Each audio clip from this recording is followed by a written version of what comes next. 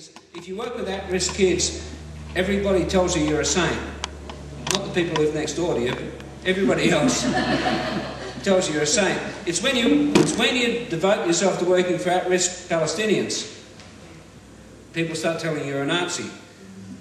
And that's the strange irony. And, you know, untangling that and why that is the case is complex, and it takes the sort of analytical skills of the people we've got here speaking tonight. And it is a great privilege, I can say personally, to have three people I deeply respect sharing with us tonight: Samah Sabawi, Sylvia Howell, and Anthony Lowenstein. Really looking forward to hearing from all three of you, and I think I'm going to pass over to Samah right now. Thank you, Father Dave, for the introduction, and Pip and all the organizers for putting together this worthwhile event. I hope that tonight we can shed some light on some of the questions around BDS and some of the deeper arguments that come out from this kind of discussion. I want to start off by saying that this month we are celebrating, or some people are celebrating and some people are grieving and commemorating. And for the Palestinian people, they're commemorating 63 years of Nakba. That's 63 years of catastrophe that has seen them uprooted from their land, dispersed, denied the right to return. And so the story of the Palestinian people is a story that is a very sad story. It has lasted for a very long time. The resolutions throughout those 63 years that were passed at the United Nations, there were 62 of these resolutions passed at the United Nations. They all went by ignored by the international community, and there were no implementations put behind them. The case for BDS is a very strong case because it rests on international humanitarian law and the universal rights of the people.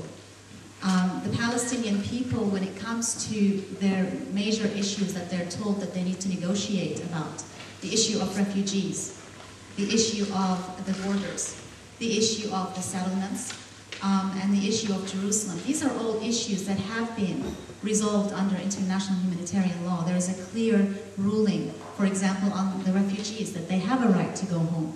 And yet the Palestinians are made to qualify to sit at a negotiation table so that they can negotiate what they're already entitled to under international humanitarian law. Now, the idea of BDS came about in 2004 and actually culminated in 2005. But something happened in 2004 that gave it life. And what happened is the Palestinians were very sick and tired of being ignored by the international community, and they decided that they wanted to go to the highest authority on international law on this planet, which is the International Court of Justice, and ask it at The Hague, ask it to put a ruling on the wall that Israel is building and on the settlements. And the International Court of Justice in 2004 came up with a ruling that the wall and the settlements were illegal under international humanitarian law and constituted a war crime. That was a very big, important ruling. But what happened as a consequence to this ruling was nothing.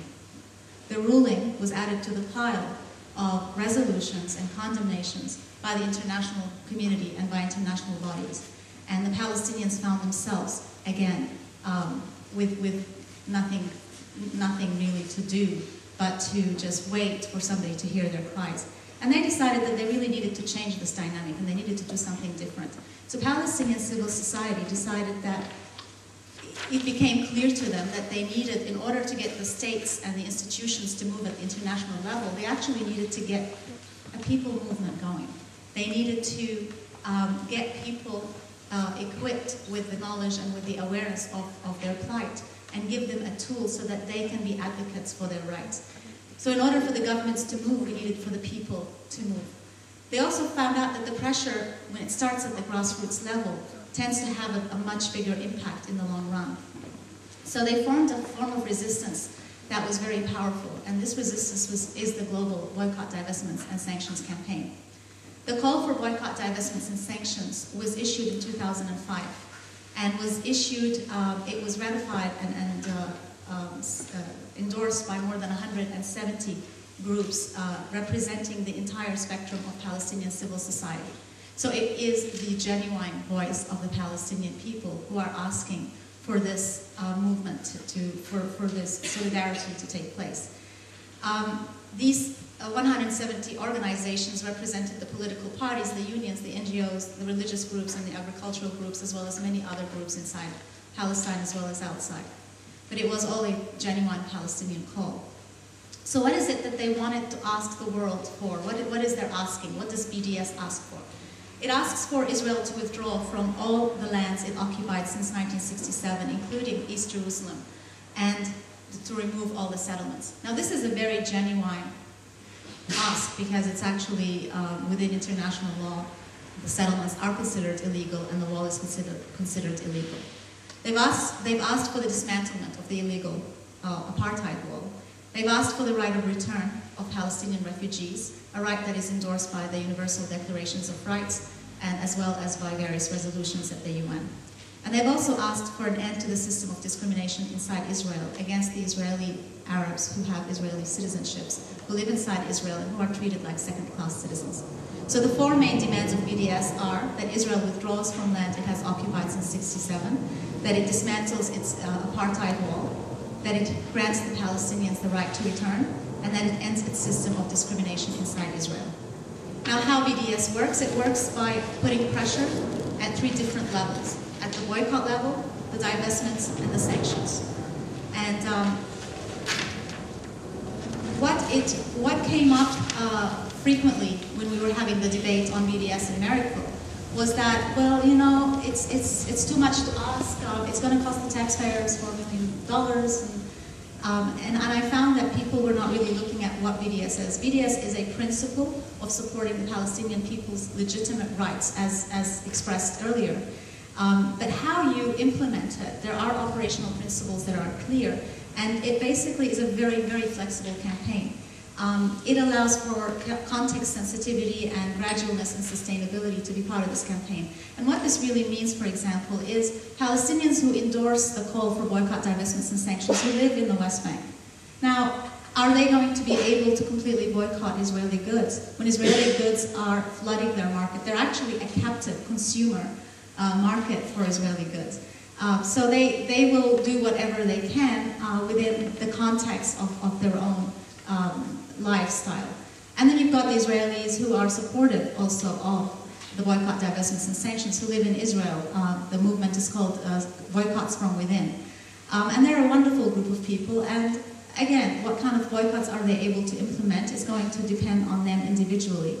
It's whatever they can within whatever capacity that they can. When you live inside Israel, obviously you're not going to be able to boycott Israeli institutions and so on.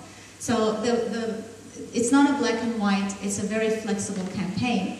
And at the end of the day, what we want out of it is to raise awareness and shed some light on a situation that we have been made to be silent about for a very long time. You know, Father Dave alluded to that, but every time we say Palestine and we start talking about the rights of Palestinians, it's incredible how crazy people become around you, as if it's the last taboo, that we just cannot talk about the rights of Palestinians. And we immediately have to put up with slurs, and we immediately have to be on the defensive. And so what BDS does is it says, no, you know, enough of being silent, enough of singling out the Palestinians for all these years with our complicity, enough of that. We're going to talk about Palestinians, and we're going to be practicing our freedom of speech and practicing our democratic values where we live.